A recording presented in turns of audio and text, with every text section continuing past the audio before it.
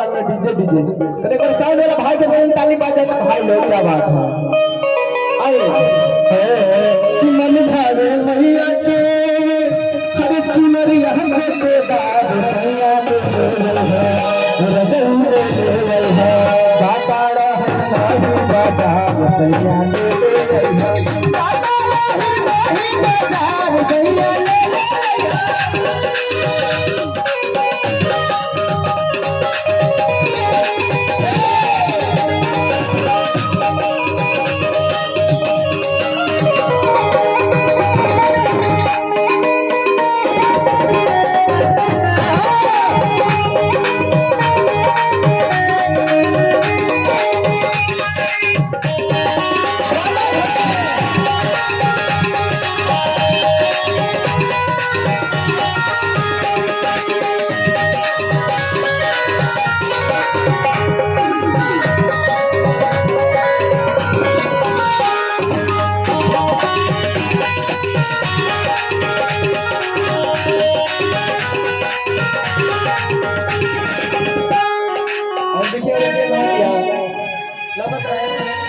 गैया के दो बाबा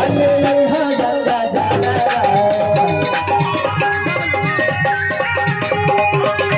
उनके वही है सैया सुनर सुनर खाला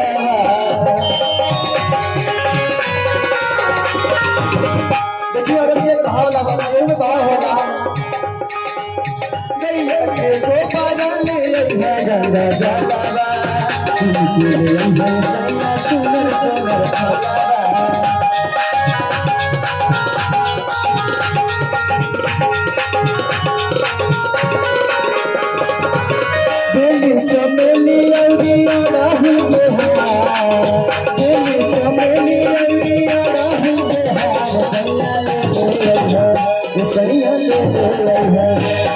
सच्चे दरबार की देखिए एक मिनट हमारे आंखों देखा घटना राम कोला के आगे हमारे घर लक्ष्मीगंज हमारे प्रिंस भाई गए नीचे पूजा करे धर्म समझा मंदिर पर राम कोला और जब प्रिंस भाई जब घटना भले याद बना जब हम ही पूजा के सामान प्रोग्राम से के साथ है जे सवेरे गल में जब मंदिर पर पूजा हम लोग करे जे दुकानी में से सामान हम लेके घूमत रहिए तो लेगो अजूबा देखे जे हमनी के अब अजूबा का बताइए ऐसा लड़की आई ले पूजा करे लो मतलब कहीं दूर दराज से चल के दिल्ली मुंबई से ओकरा हमनी के देखलिए कोनी भाई पूजा करे आइल बेटी पिक्चर शूटिंग करे आइल बिया ओकर पहनावा रहे जब फोर व्हीलर में से पैर अपन बाहर धरत दिया पहला ओकर घोड़े पर नजर पड़ल हमनी के और सैंडल पहले ट्रैक्टर के गया हां और मेगौरी फैशन रहे एगो पैंट चलल बा फिर पिल्ला न चले बाड़े से जहां नहीं ता तक फाटल रहता पैंट पहले रहे और मेगौरी फैशन रहे एक थैली वाला एक छोरी वाला बैग लटकल रहे हैंगा हमें सोरे को थैली और मोबाइल धरे खातिर रहे हां अमरी से घुसकाए वाला अब देखी अब लड़की तक पूजा करे आइल बिया अब काला काला चश्मा लगल रहे अब काला काला अखिया में काला काजल आए अब काला काला चश्मा हो गई जब आवत या पूजा करे भाई हमनी कहे बाप रे पापी कहां उजट पुजारी चले हम मंदिर पर पूजा करे खाली कोटिंग रहे ये साला कोटिंग ओकरी बात पूजा के थाली हाथ में ले ले बिया और हंडे एक हाथ बैग से हर ले बिया पर हम मतलब लग राइट नहीं कर रहा है ऐसे चलने पे और देखिए माई के बड़ा सुंदर पचरा गावती है कैसे प्रिंस भाई पचरा तो तारे याद है बा देखा पचरा ऊपर लगा तो दिल्ली मुंबई के ना ऊपर पचरा कौन भाग रहे आशिकाना आशिकाना आशिकाना बताओ कहत दिया ए दिलासी गाना माई के दिलासी कोई तो कहां से माई मंदिर छोड़ के भगिया चावरा में पता चला नेपाल के भूकंप यूपी बिहार में लगरो जरूर आवे अब देखी हमनी के माई बहन लोग बहुत बढ़िया पचरा गाला इतना नया नया गीत आई देवी गीत आई सब पुरान हो गए ओल्ड हो गए ओल्ड इज गोल्ड हो गए लेकिन वो इतना सदी से चला होता आज तक पुराना नहीं भइल बड़ा भाष में गीत गाला माई बहन हर मिया के दाढ़ी मैया अरे लावेली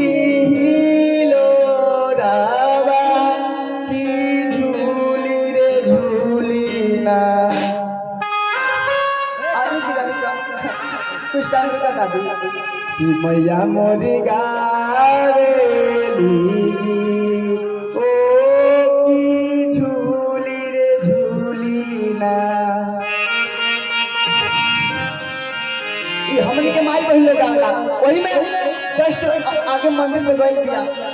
नगद सीढ़ियों में 7-8 गइल और सीढ़ी पर चढ़ल कैसे बिया था।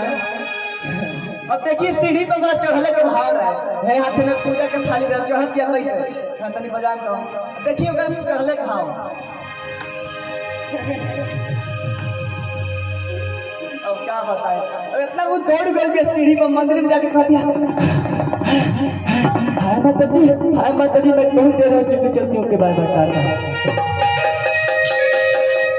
अब आई से कहती मैं चलती हूँ के बाद टाटा के तो ना बड़ा देरी हो गई पूजा कर लेना। जस्ट बगल में शंकर जी के पार्वती जी के मंदिर में बाएं से हाँ बाएं साइड वाले जब जाती है शंकर जी पार्वती जी पहले लोग कहती है हाय पार्वती हाउ आर यू। पार्वती से कहती है हाउ आर यू बताओ ना अंग्रेजी पढ़ ले बिया हाय पारू ओकरी बात जस्ट बगल में शंकर जी रहले शंकर जी कहती है हाय शंकर तुम क्यों इतने करिया हो गए बताओ। शंकर जी से पूछो देखिए उतने करिया हो गई नहीं के पता उनके तीसरा आंखी में बोलते बा खोल दिया तो कहां चल रही है इतना हम देखेंगे कल बाप रे बाप कैसे गुजर गया का प्रिंस भाई हो गई सही बात बता। ओके बात जस्ट बगल में हनुमान जी के मंदिर बा अब हनुमान जी के मंदिर में जे जाते कहते हाय हनु मुंह के फुलाए हो बताओ ना बोले पंडित जी कह देने तेरे खतरे में फुलाले बड़े अच्छा लगल तो एक बार ताली बाज जाता बोले सच्चे दरबार की बोल खरी काली मैया की बोल छठी मैया की बोल सच्चे दरबार की बोल हम के आचार की बोलो हम के आचार तो लोग करेंगे सुना बड़ा भाव से रतिया कह दिया ए सनिया ले गई है ए बनमुआ ले गई है चाटारा पर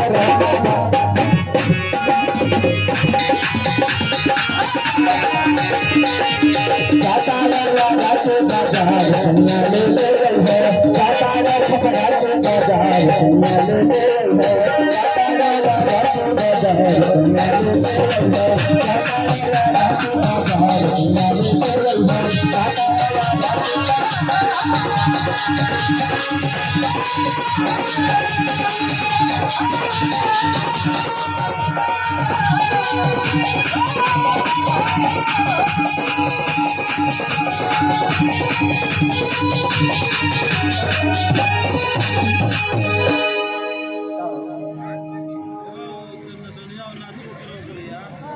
अरे भखले भखती बाड़ी गोदी में होरिला भखले भखती बाड़ी गोदी में होरिला अरे परू के आचरा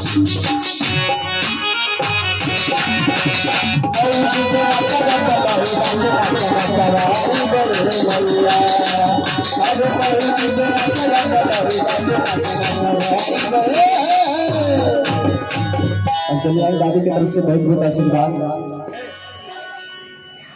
और देखिए छठ के व्रत औरत भी बड़ा भाव सिखाती है राजा जी